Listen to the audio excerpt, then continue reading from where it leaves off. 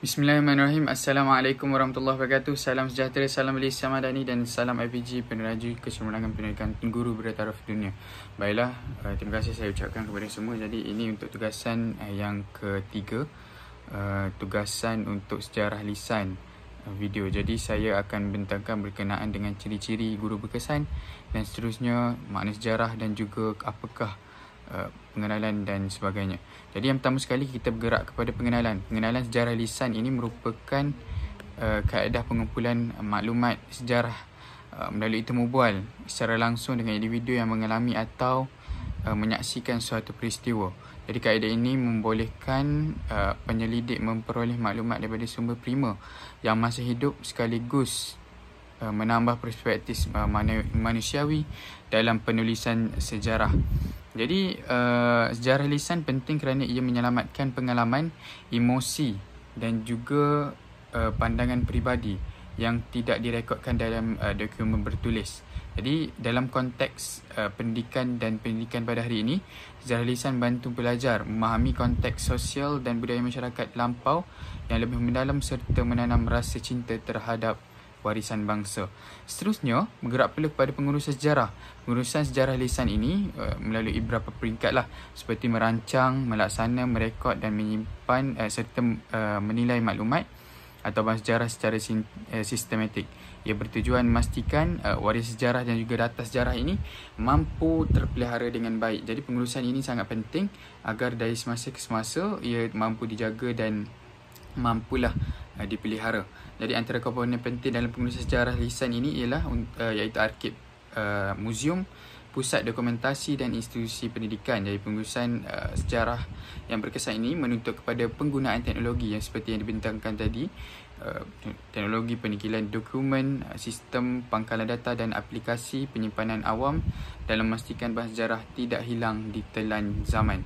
Jadi pengurusan sangat penting dalam memastikan ianya mampu dijaga dengan baiklah. Tapi walaupun dalam kita menguruskan sejarah lisan, terdapat isu sejarah lisan, iaitu walaupun sejarah lisan memainkan peranan penting dalam sejarah ini, tapi ada beberapa isu utama yang sering timbul. Contohnya, kebolehpercayaan maklumat dalam ingatan manusia boleh terjejas melalui masa, emosi dan pandangan peribadi.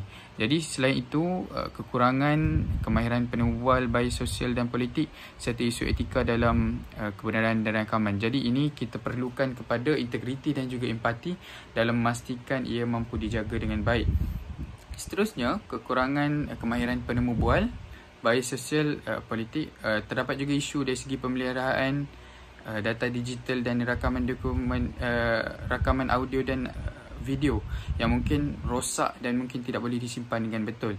Jadi penyelidik perlu mengamalkan tata cara etika dan metodologi sistematik yang memastikan maklumat yang diperoleh sahih dan berautoriti lah dari semasa ke semasa. Sebenarnya apakah itu ciri-ciri guru berkesan? Ciri-ciri guru sejarah yang berkesan iaitu berilmu dan berkemahiran tinggi dalam bidang pengajian. Kerana apa? Kerana sejarah ini perlu diceritakan dengan betul. Ada dua naratif mungkin yang berbeza, namun perlu diperhatikan, perlu diberikan dengan baik. Seterusnya, keterampilan dalam komunikasi. Guru perlu mempunyai kemahiran komunikasi yang baik, iaitu perlu mampu mengajar dengan baik murid-murid dan mungkin melakukan sejarah lisan dengan murid-murid dengan cara yang terbaik. Seterusnya, inovatif dan kreatif. Guru perlu inovatif dalam membuat BBM, dalam mencari maklumat sejarah agar apa yang dia ajar ataupun nilai seorang guru itu nampak lebih berjaya dan lebih menarik agar pemberian ilmu itu berjayalah. Seterusnya, beretika dan integriti. Guru perlu menceritakan perkara yang betul, perlu menjaga maklumat dan juga seterusnya perlu memastikan apa yang dicerita baik, sesuai dengan murid dan tahap mereka.